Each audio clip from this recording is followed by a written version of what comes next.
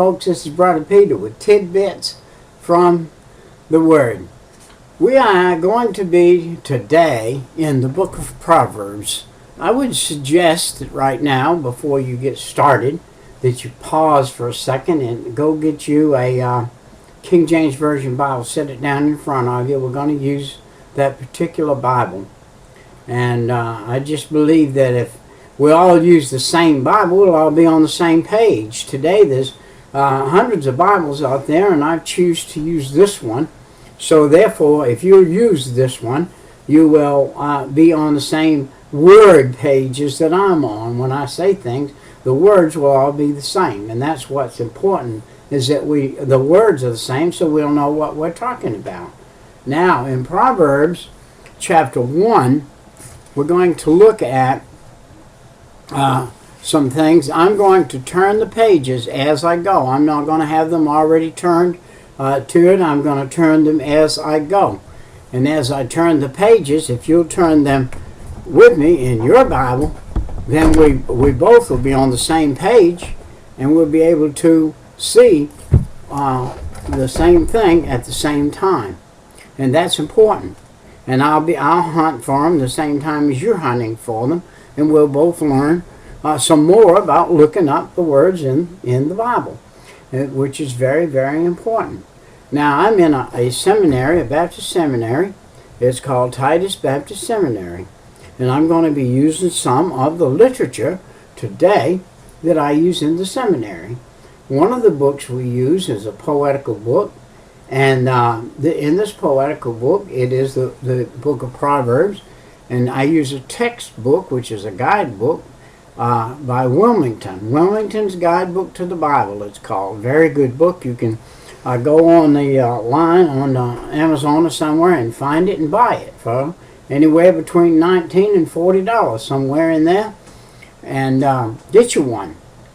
Awful good book to have about the Bible. And we also use Matthew Henry's commentaries. And on the whole Bible, I have that little full book deal on the commentary on the Bible. I have several others, but that's one of the main ones. And I have a pulpit commentary and expository book by Sidlow. And then we have something that I'm going to be quoting a word or two that a man by the name of Baxter has put in this book, and I'm repeating what he has put in this book as we study it. It is a college book, and it is a book to study. And so therefore, I don't know where we stand using other people's literature, but on the other hand, they put it in here to teach us so that we could go out and teach others. Now, how are you going to go out and teach others something that somebody wrote to you in a letter and said, hey, this preaches, Brother Pete, preach this will preach. And so I preach it, and then if they're going to come back and sue me because I preached what they said would preach, I don't know if that can be done or not, but it can be. But right now I want to get across to you some of the things I've learned from some of these folks. And so therefore the only way I can do it is say it. And as we continue looking at the book of Proverbs, we're going to look at a thing called evil communications. And we're going to find that in Proverbs 1, 10 through 19. And he said, my son, now, as a man, when he speaks to us, he is saying, my son. And he's saying, my son. And we are the sons of God if we've asked Jesus to forgive us of our sin, come into our heart, and save our soul. We have become the sons of God. Now, this is his Bible that we're reading from. So, in verse 10, we see, he says, my son, if sinners entice thee, consent thou not. Do you know, before I got saved, I was a full-fledged alcoholic. 1972, at 3 o'clock in the morning, drunk as a skunk, I wrecked my car and I got out, and God spoke to me and he said, son, I'm going to give you, this is your last chance. I knew it just as much as I'm talking to you right here, that he was talking to me. I looked up to heaven and I said, God, forgive me, I'm a sinner. and deliver me. And he did. He delivered me instantly and never took another drink. I was dead sober then. Never took another drink. Never swore another cuss word since November 5th, 1972, 3 o'clock in the morning. And so God delivered me from that life. Now, if I'm around, which I am, around other people who are sinners, as I was, and they entice me. Oh, have a drink, Pete. Oh, have a cigarette, Pete. Oh, do this or do that. Pete, how about looking? You want to look at this book? And I said, no, none of these things do I do anymore. I don't do those anymore. So if those sinners entice me to do that, I just say, look, I just don't do that anymore, and I have a better way of life. It's a funny thing. I was in a bank a little while ago, and a lady had a thing on looking for happiness. I said, I found happiness, lady. I found it at 3 o'clock in the morning, November 5th, 1972. Oh, how was that? I said, I asked Jesus to save me, and he delivered me from all the things of the world and gave me happiness. I was hunting for happiness in a bottle. I was hunting for it in a pack of cigarettes. I was hunting for it in strange flesh, in doing things of the world, doing those things that I was one of those sinners who enticed the other person. And now God said, don't do that anymore. Now verse 11, he says, if they say, come with us, let us lay wait for blood. Let us lurk privately for the innocent without cause. Do you know that in this day we are going back again to a barbaric situation where you cannot walk down the sidewalk without getting conked on the head, without getting, if you have a gold chain on, somebody will run by and snatch it. If you have your phone on your side, they'll run by and snatch your phone. If they get you and nobody's looking, they feel like nobody's looking, they'll throw you on the ground, take your wallet, rip your clothes off, get your money out of your front pocket, your back pocket, leave you there destitute with no identification, no nothing. And so you have to be very careful. Well, do you know in the day that this was written, it was like that. There were people who lurked behind the rocks. They got out on the trail, out on the desert. And here come with a one lone man with one camel and his stuff on his camel. And he comes by there, and this is what they're saying. Don't do this. Don't lurk and lay for blood. And he said, let us lurk privately for the innocent without cause. And here's a couple of guys there talking with each other. Hey, we're going to rob this guy. We're going to leave him for dead. We're going to strip him of his clothes. And we're going to take his camel. We're going to take everything he's got. And we're going to go on. But that was a rough day. And we are getting back to that day right here in the United States of America. Now verse 12, he said, let us swallow them up alive as the grave, and whole as those that go down into the pit. Wow. These are guys with no mercy. No mercy's gone. Do you know that you only find mercy in God? Mercy is the only place you can find mercy is in God. The devil has no mercy. The devil has no mercy whatsoever. Our systems today are beginning to get merciless. No mercy. You're going to get the same treatment today for not paying a traffic ticket as you get for a murder today. When they pick you up and you have violated a traffic ticket and your license has been revoked, they're going to haul your car down to the police station. They're going to put you down there and book you and put you in jail with the same guy that just killed somebody on the street. And you don't have any choice but to go in there with them and all the others.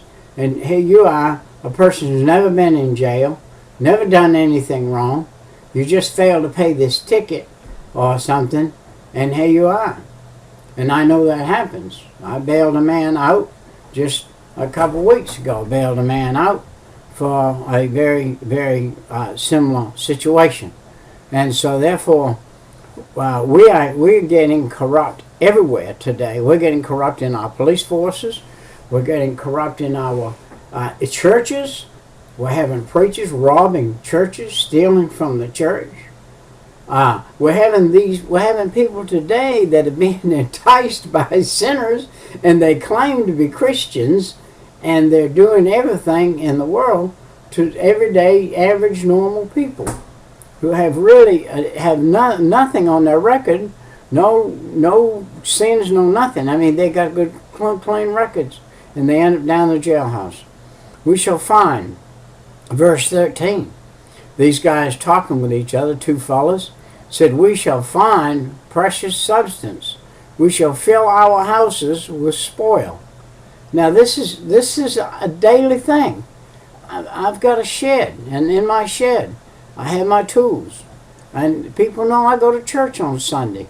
So they come over on Sunday, back their truck up, open the door of my shed with a crowbar, and load their truck up and took all my tools. And took them to their house and filled their house with the spoil of my tools and my things. Just so happened I had some insurance, even though insurance is not exactly what you'd call up to par either, honest either. They give me a percentage of what I lost, not all of it. So I had to come up with $400 or $500 to get back what I already had, and so with that percentage. But anyway, look at this, verse 14. It said, "Cast in thy lot among us. Let us all have one purse." So now these two guys have met somebody else, and like myself, and they've come to me and they said, "Hey, cast your lot in among us and go with us, and we'll be a gang. Instead of just one or two of us, we'll be a gang. There'll be three of us, and we'll divide the spoil and take it to the house." Well, there's a fallacy in that too.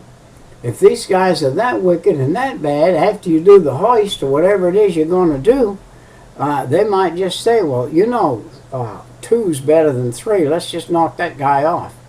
So you walked over there, got in a trap, thought you was going to get something, you wind up dead and in hell. And so be careful. Do not allow people to entice you to do things that can cause you a bad omen. Verse 14, verse 15, "My son, walk not thou in the way with them. Refrain thy foot from their path." My friend, if you're listening to Brother Peter today, and you just want some just plain old good advice, stay away from those that are doing evil. Stay away from those that are out there robbing other people, that are taking things that do not belong to them, that they haven't earned. And I'm believing that you will pay for every single solitary thing that you do that you haven't earned. You'll pay for it, and you'll pay for it dear. Verse 16, "Their feet run to evil, and make haste to shed blood." Boy, we're living in this world today. We've got these ISIS people. They live totally by theft, by stealing, by robbing, by murder, by everything that this proverb right here is talking about is exactly what ISIS is. They're the ones that will knock you in the head. They will shoot you from as far away as they can shoot you, and they'll come strip out clothes off your body, take anything that you have, knife, gun, and anything that you have of any value whatsoever, and load it on their trucks and throw your body in a ditch and think nothing of it. And maybe pour some gas on it, set it on fire. And so they think nothing of it, and take every single solitary thing that you have. Verse 17, "Surely in vain the net is spread in the sight of any bird." Wow, this is a hard saying. This is a saying that you and I need to see, that the birds of the air can see what's happening. The birds of the air can see what's happening. Be careful. The Bible says what you say even, because a little birdie take it and carry it where it ain't supposed to be. And there is there's a lot you can find out by studying that word bird when it's used for a real bird or when it's used for a something else. And they lay wait for thy own blood. They lurk privately for their own lives. Wow. Man. Let's look at that verse 19. And so are the ways of everyone that is greedy of gain, which taketh away the life of the owner thereof. Now I guarantee you today, murder is a thing people are getting away with. It seems today, and just in the news this week, a man for some they tried to trap him and hang him and everything else and do this and do that. He did something that was not exactly, in a big sense of the word, really dishonest.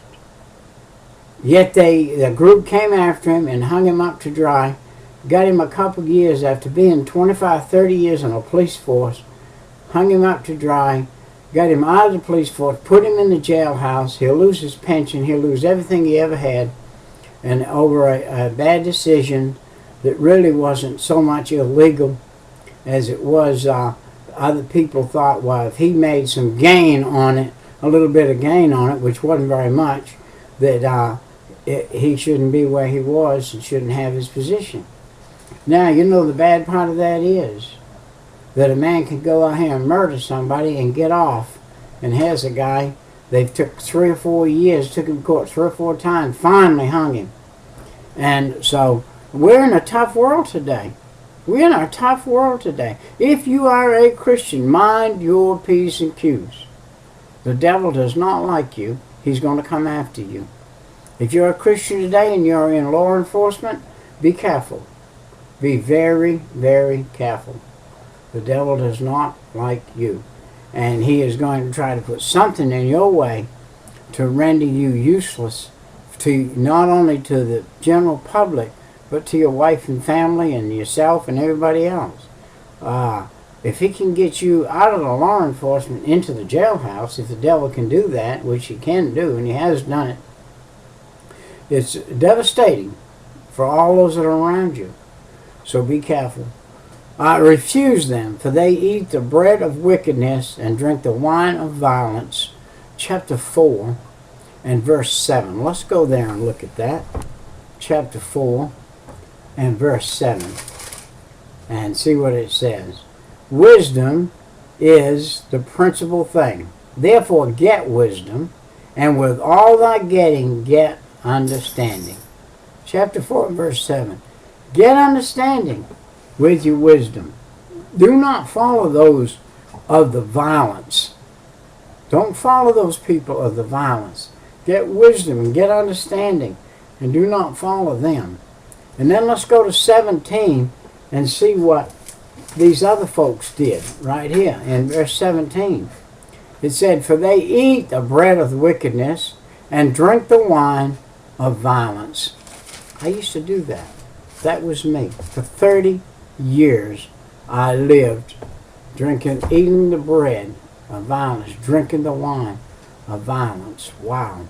Refuse them, for their kindness is a trick. They want to use you as their pawn. I've been used in my life. I've been used since I was a Christian. I've been used since I was a Christian. I got used by a big company in Atlanta, Georgia, that ultimately beat me out of $63,000 at the end of it. Their whole purpose, and the way they ran their company, their whole purpose was to beat every contractor that was there, to keep a percentage every month of what they paid you, and at the end of the job they knew they were not going to give you any of that percentage. They were going to say, well, we found this, and we found that, and we found this, and you're just going to have to write that off. And so I worked for a very, very crooked company. And they beat me out of the last check they gave me for $63,828 or something like that. Wasn't worth the paper it was wrote on. And they knew they were going to do that, and then they said, laughed at me and said, sue us. Knowing that a little man like myself couldn't. They were in a different county than I was, and they knew they had it. They just knew that they were the winners. So they got, all in all, with what they kept from me for 5 years working for them, they kept probably close to $500,000. And I got nothing out of it. And so, listen, we've got people out here in the world like that. These are high-up businessmen. They looked like they were really something. Had their name on their truck, had their name on the job and everything. They knew how to skin the contractor. That very job, a couple of the people that were on that job killed themselves. This old boy you're looking at right here had a decision to make. I owed $35,000 in paint bill. I owed $35,000 in labor bills. And I had a check that wasn't worth a dime. I got my Bible in my hand, one hand on this side. I got my pistol in my hand on this side. And for 2 weeks I sat at that door saying, Lord, are you going to deliver me? Am I going to have to deliver myself? Because it's getting closer and closer to Katie bar the door. Everybody wanted their money, and I didn't have it.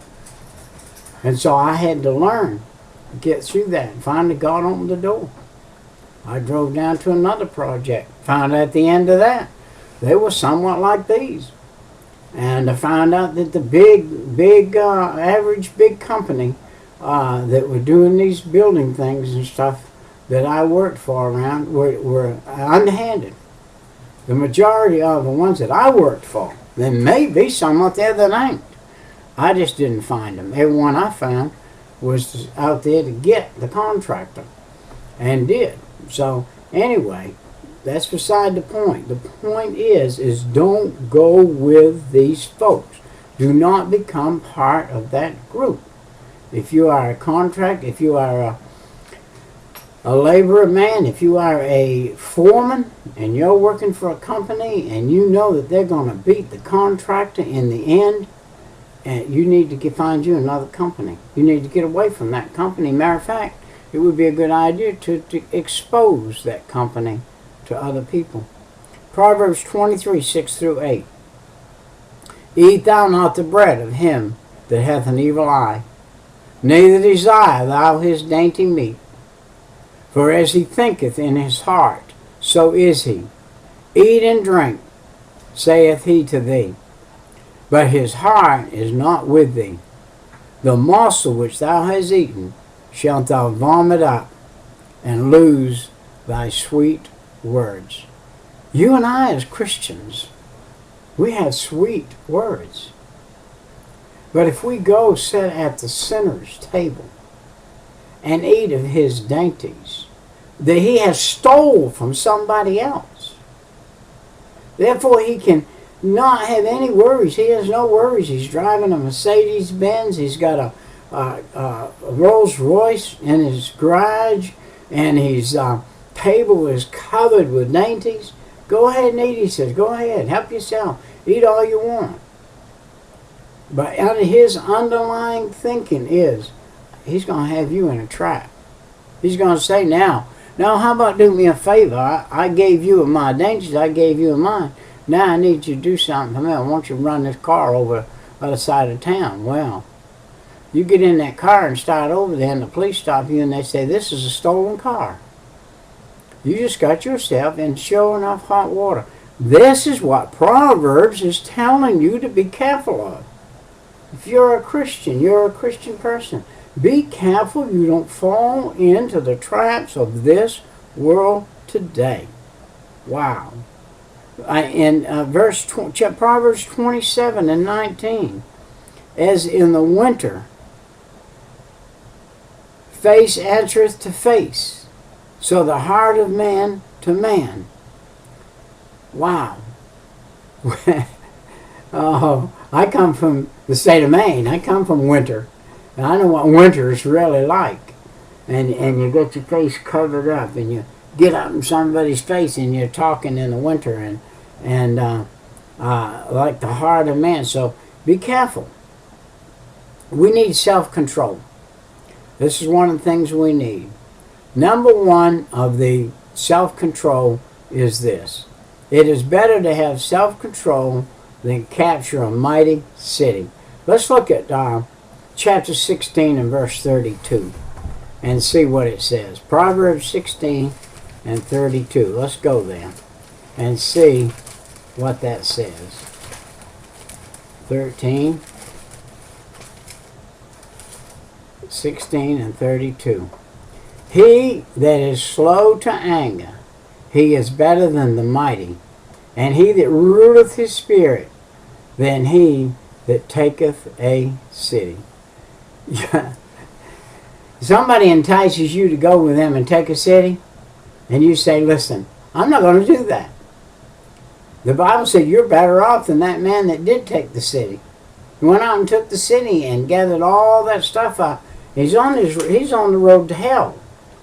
You're on the road to heaven if you're saved. If you've asked Jesus to forgive you of your sin, come in your heart and save your soul, you're on the road to heaven. You've got no business going over and doing such as that. And the second thing is, an uncontrolled man often begins something he cannot finish. Wait, I've been there. I've been there. Done that. I lived an uncontrolled man. I lived an uncontrolled life for years and did that very thing. Proverbs 25 and 8. Go not forth hastily to strive, lest thou know not what to do in the end. Therefore, when thy neighbor hath put thee to shame. Wow. Be careful. Be careful. Do you know that we're under the watchful eye of our neighbor? I have some apologizing to do perhaps to some of my neighbors that I haven't had close communications with. Some of them don't desire close communications, but I haven't tried to break that desire for them not to have close communication so that they would desire to have close communications. So therefore, I myself, I can't say many of us because I don't know, but I myself have been guilty of not being as good a neighbor as I should be, and therefore my neighbors could put me to shame. They could say, well, he ain't been over my house, knocked on the door, brought me no pie. And, well, he hadn't been over and helped me. I was sick and he didn't even know it. And that could be true. And so, if we're Christians, we need to pay attention to our neighbors. We need to, in our neighborhood. You know, tonight, we're door knocking tonight. Between 7:30 and 8:30, we're going to be knocking on doors tonight and talking to people that have come and visited our church. They left a little note and said, my address is so-and-so. I'd like a visit. So we're going to go visit them. Now, they are my neighbors in a way, but they happen to be 25 miles from here. But I'm going to go do that, 25 miles from here, knock on several doors, and I'm going to take a group and spread out, and we hope to get a lot of doors.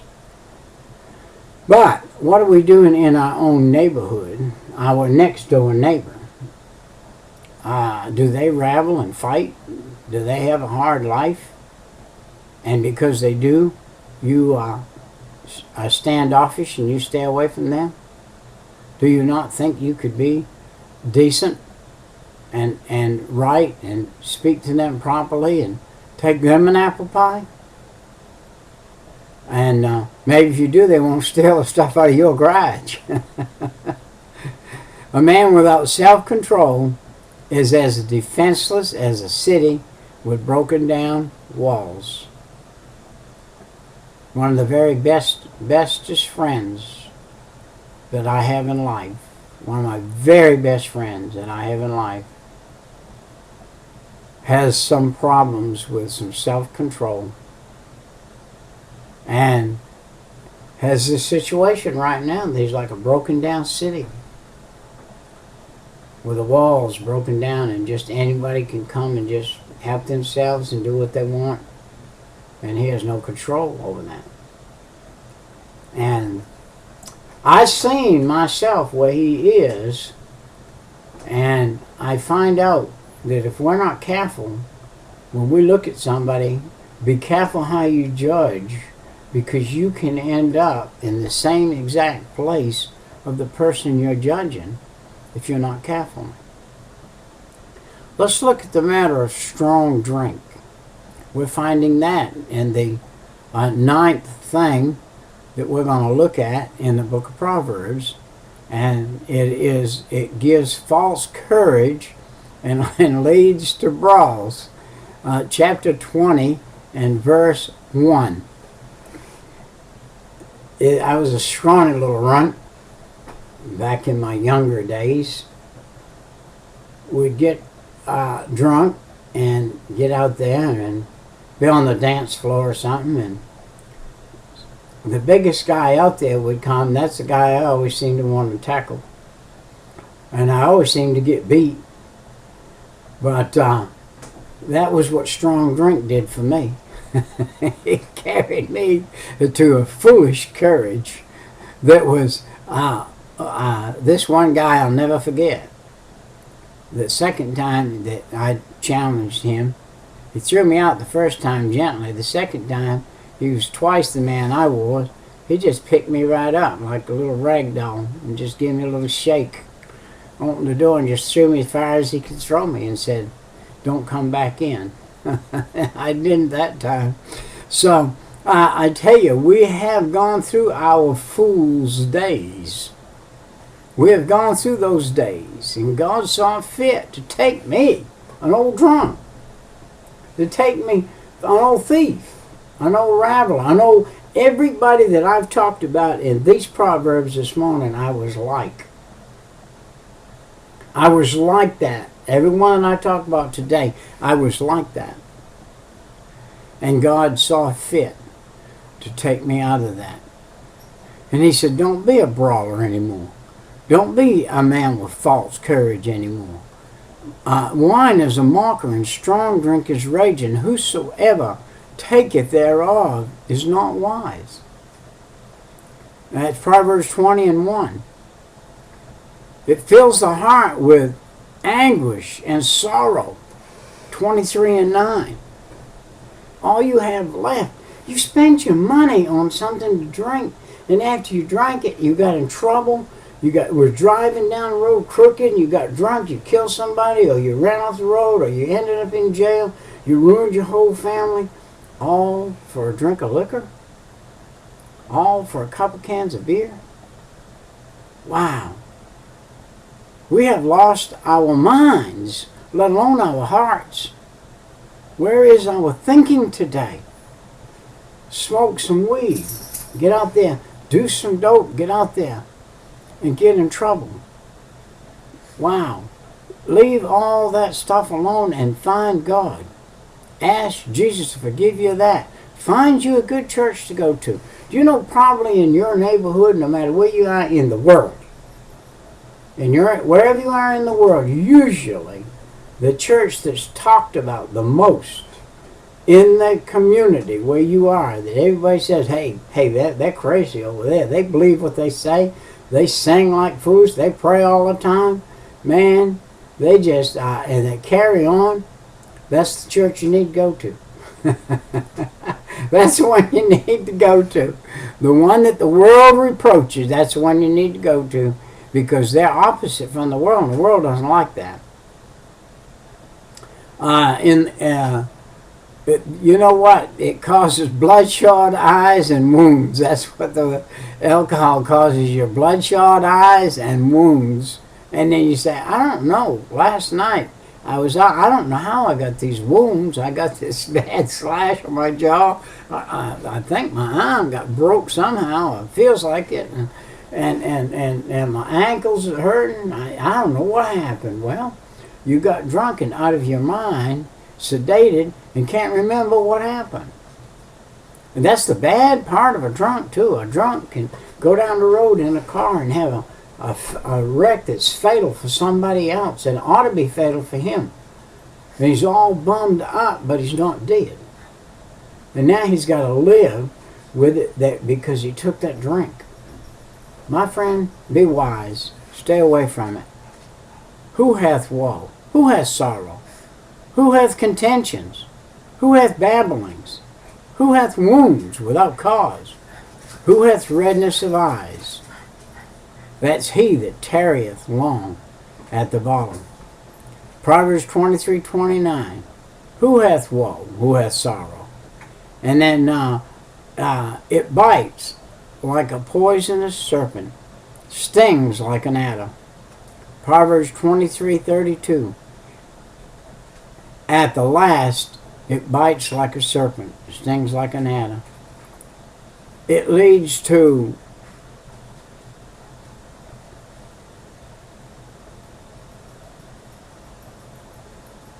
bad things. Proverbs 23:33. Thine eyes shall behold a strange woman, and thine heart shall utter perverse things.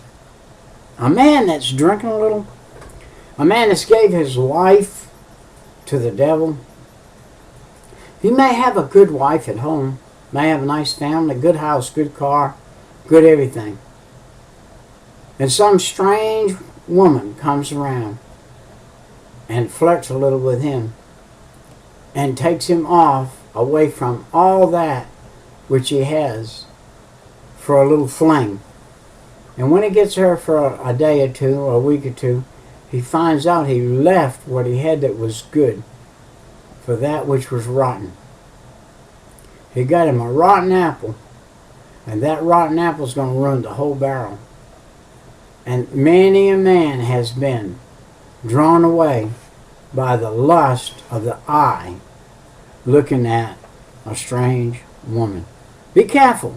The Proverbs saying, be careful what you do with your eye. Wow.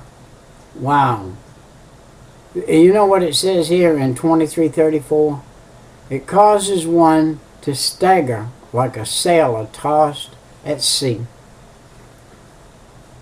What you do with your eye can cause you to stagger like a sailor in a wild sea. Be careful, because you'll pay for that. It allows one to be beat up without even being aware of it. You're actually being beat up by the devil, and you're not aware of it. Sneaking off, man, with some woman. Some woman, you sneaking off with some man that belongs to somebody else. And you don't know it, but you are being beat to death by the devil. For what? For a little fleshly pleasure that is going to take you one day to the degradation that you will live in your mind and in your life. The families that you ruin, and the people that you ruin, that you're around, and the people you know. You think you're hiding, but you're not hiding. You're not hiding.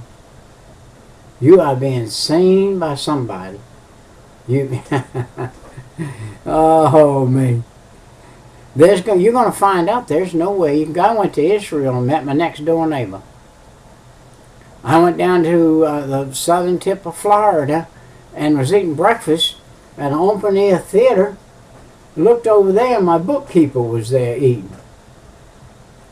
You're not going to go anywhere in this world today that you don't see somebody you know, or they see you, whether you see them or not. There's nothing hidden today. This is a day of nothing hidden. Everybody, you can't get away today and hide.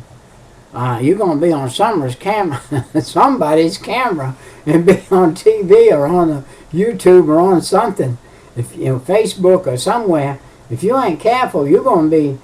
People ride down the road today holding their cameras up in the dash, and got that thing to where when you pass by, it's close quarters. They can see in your car, see your face, see who you are as they go by. Flash, flash, flash, flash, flash like this, and that camera's getting your picture. And they can look at it and cipher out who you are, get your tag number, find out where you live, and know how to come rob you. This is a tough day we live in this day. Proverbs 23:35. They have stricken me. Shalt thou say, and I was not sick? They have beaten me, and I felt it not. When shall I awake? I will seek it yet again. This is a drinking man. This was me. This was me for years. For about 15 years, this was me. A fool. A literal fool. A drinking fool. And not know what happened the next day. It causes leaders to forget their duties and thus pervert justice. Wow. This is a man in a high position who thinks, well, I'm going to have a little highball. And he gets his little highball with his little toothpick in it and his little olive in it. And he drinks a few of those, and then somebody says, let's have something a little stronger, and they drink a little stronger.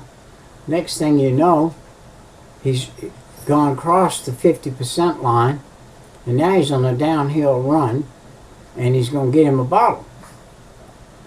And just go to whacking it until he passes out or gets in real trouble. I'm talking about a man of justice. I'm talking about a man that's in high position. A man that doesn't realize that this stuff is going to get his job, get his life, going to get everything. Proverbs 31:15. Lest they drink and forget the law and pervert the judgment of any of the afflicted. He's talking about people in high places here. Listen, when you haven't drank, when you used to drink, and you haven't drank like I haven't drank in over 40 years, since 1972 I haven't drank, I can spot a man a mile away. And if I'm within a few feet of a man, I ain't got to be very close. I can tell you if he drank the night before. I can tell you if he drank the night before. I can smell it on him. And so, yes, alcohol is one of the devil's uses to get people today. A true friend is always loyal and is born to help in time of need. We're going into a part of the Proverbs now that talks about friendship today. 17 and 17. Let's look at that. Chapter 17 and verse 17. That is really, really good. Do you have a friend that you're a true friend to? No matter where he is, what his problem is, you're his friend. A friend loveth at all times, and a brother is born for adversity. Do you know, you get in troubles, and I've been in trouble before when I was through the years, and my brother would mock at me and say, now what you going to do, old boy? You think you're so great and all this and that? What you going to do now? But a friend comes to your side and says, hey, let me help you. Now, a real friend. Do you know what it costs to be a friend? It's going to cost you time. Definitely going to cost you money. It may cost you some of your other friends that say, hey, you ought not be helping him. He made that bed, let him lay in it. Well, I guarantee you what, I made some beds I wish that I hadn't had to lay in, and it sure would have been nice if somebody had come alongside me and said, I know you made this bed, Pete. I know you're in this trouble, Pete. But I'm going to help you anyway, so let me help you. And try not to do that again. So we need to work with our friends. Proverbs 17:17, that friend that loveth at all times, and a brother is born for adversity. Wounds from a friend. Wounds from a friend are better than kisses from an enemy. Went and saw my friend last night who has some problems. He said, man, did you bring your Louisville Slugger? I said, no. Well, he said, the way you're talking, why don't you just take my guitar right there and beat me with it? I said, I'm not beating you at all. I'm just trying to make you see that you need to use some of the wisdom that the Bible has given you rather than thinking it all through your own head and leaving the Bible off. And of course, he doesn't think he's done that, but he has to be shown that he has. Proverbs 27:6. Faithful are the wounds of a friend, He said, well, you wounded me, Pete. I know you brought me some food, and I know you give me some gas, and I know you're helping me out, but you also wounded me. And I said, yes, I am. I'm wounding you. You need wounding. You need to not do, again, what you just did. You need to refrain from that. Now, verse 27 and 10, never abandon a friend, either yours, listen to this one, or your father's. I have a son that went around and visited my friends. They weren't his friends. He went around and visited them. See if there's anything he could do or whatever. He saw that verse and he said, I'm going to act on that. And he acted on it and went around and visited them. And that is wonderful. And 27 and 10. Let's go to Proverbs chapter 27 and 10 and see what that says. And we read it, but we're going to see what it says here. 27 and 10. Thine own friend and thy father's friends forsake not. Neither go into thy brother's house in the day of thy calamity. For better is a neighbor that is near than a brother far off. What he's saying here is if you trouble your brother in your day of calamity, and we're all going to have some days of calamity. We're all going to have those in this life. But he said if you trouble your brother, you'll disturb your family, and he'll be ashamed of you. Yet if you go to a friend, he'll bail you out or help you out, and he won't be ashamed to be around you or be with you, because he's not family, he's not blood, he's not that close. Friendly suggestions are as pleasant as perfume. 27 and 9. We need to make friendly suggestions to those we see that are erring in some way, and we know better. And a friendly, look at this, 27 and 17. A friendly discussion is as stimulating as the sparks that fly when iron strikes iron. Do you know when iron strikes iron, you're sharpening or you're doing something on purpose? As a general rule, when you're striking iron, you're striking it for a reason. And if you're cutting it with a torch, you're cutting it for a reason. And the sparks fly away. But it's for a reason. And this is what he's saying here. This is for a reason. And it's like perfume. Proverbs 27 and 9. Ointment and perfume rejoice the heart. So does the sweetness of a man's friend by hearty counsel. Hearty counsel. I'm praying for you, brother. I know that we've got a bad situation here, but I'm praying for you. That's hearty counsel. I financially cannot do anything for my friend that's in trouble. I can pray for him. I can carry him some food, give him a little gas. I can do this or that. But as far as helping him out in his big dilemma, only God can do that. And I'm asking God for a miracle for my friend.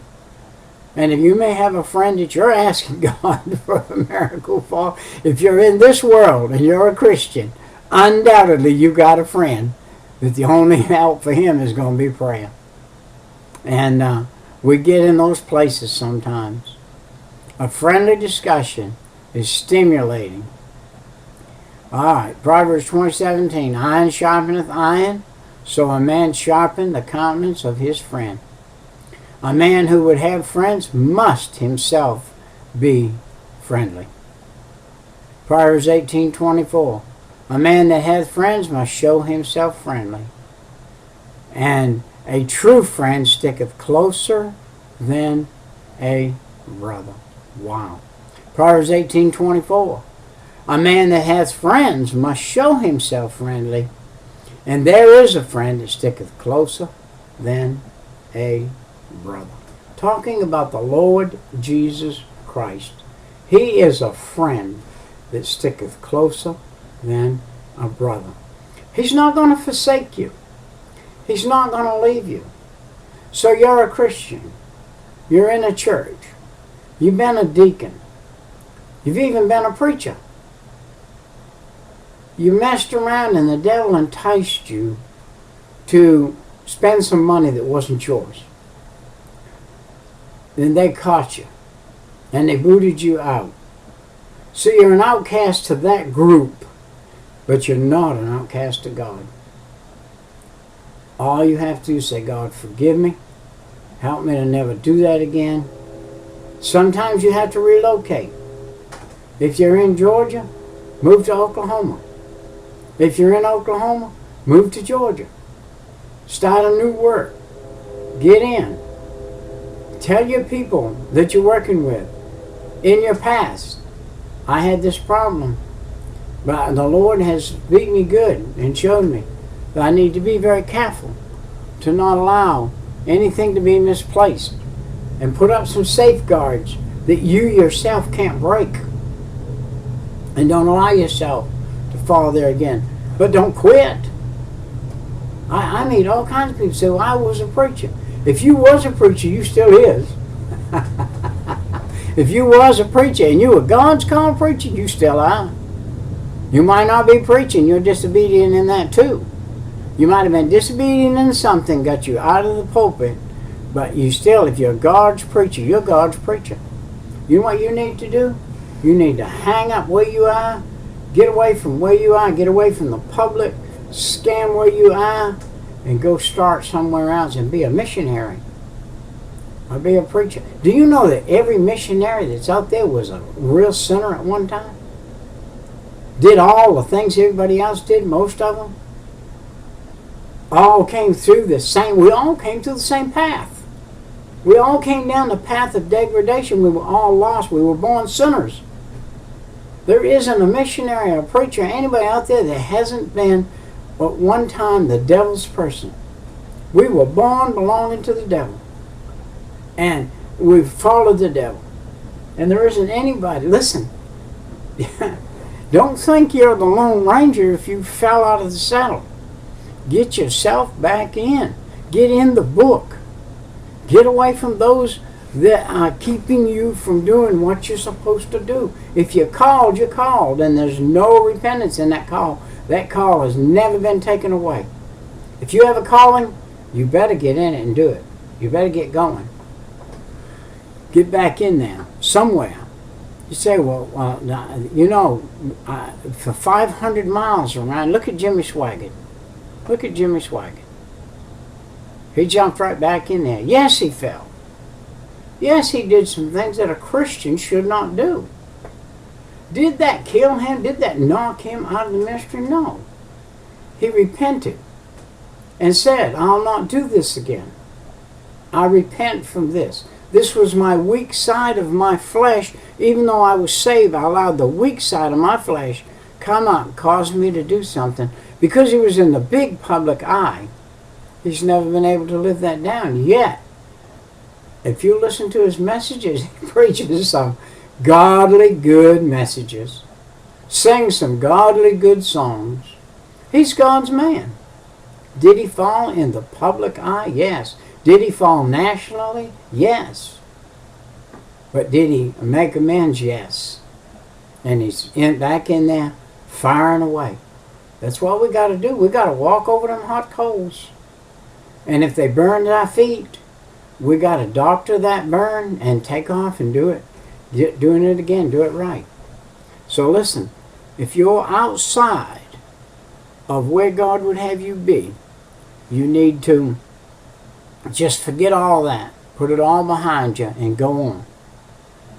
A man that has friends must show himself friendly. True friends stick it close and bright. Proverbs 18:24. A man has friends must show himself friendly. There is a friend that stick it closer than a brother. Now we're going to go to ethics. Work ethics. Diligent.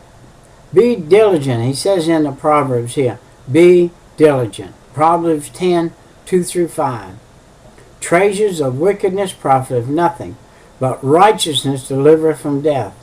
The Lord will not suffer the soul of the righteous to famish, but he chaseth away the substance of the wicked. He becometh poor that dealeth with a slack hand. But the hand of the diligent maketh rich. He that gathereth in the summer is a wise son, but he that sleepeth in harvest is a son that causeth shame. We have a generation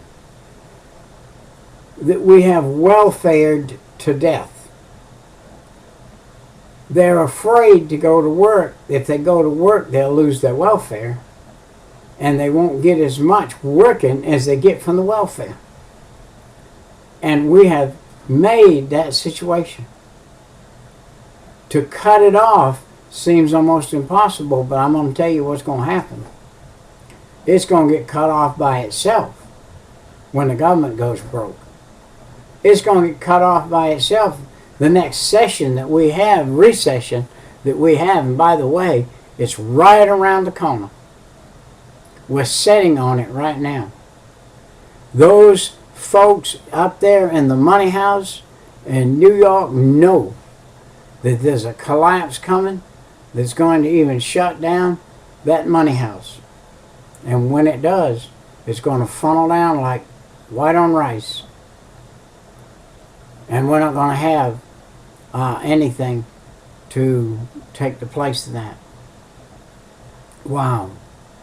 The economic collapse that's coming to this world and this United States. Proverbs 12:24.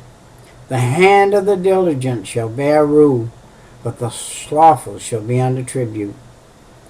The slothful man roasteth not that which he took in hunting, but the substance of a diligent man is precious.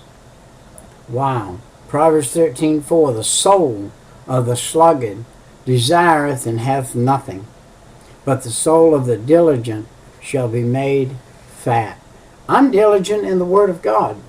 I'm diligent in God's kingdom. I'm diligent in God's things. And God has given me more than a man who is just seeking to gain.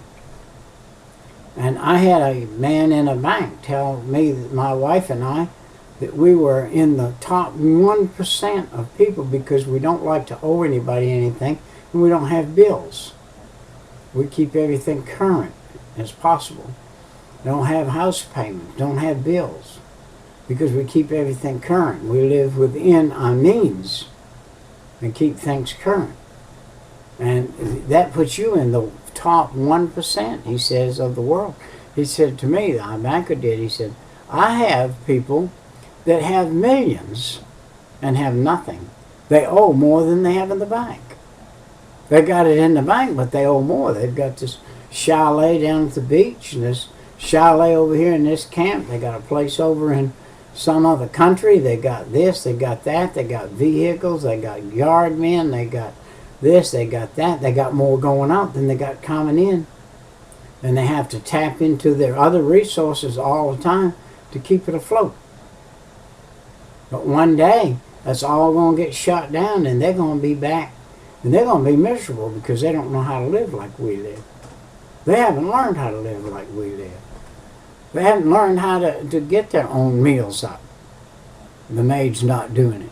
The butler's not doing it. If they had to go out and open the garage door and get their car out, they wouldn't know how to do it. So we do have people like that. I'll tell you what, you need to find, if you're one of those people and you're watching PH Tidbits, you need to find your way out of that. Find your way to being happy. Get yourself saved. Ask God to forgive you of your sin. Come in your heart and save your soul. And get yourself right. Well, our time has come and gone. We're talking now about diligence. Be thou diligent to know the state of thy flocks, and look well to thy herds. For riches are not forever, and doth the crown endure in every generation. Every generation, a new person wears the crown. And it doesn't endure but for that generation. And then it's gone, and then another one comes on. And so you're only going to have the crowns that you have in heaven, and there's 10 of them that you can have in heaven. 7 of them we can get now. 3 of them have passed on already by us, and we can't get them. So anyway, this is Brother Peter with Tidbits from the Word, and we will see you next time. It's been a real pleasure to be with you. I hope you've been able to glean something good from this. Bye-bye.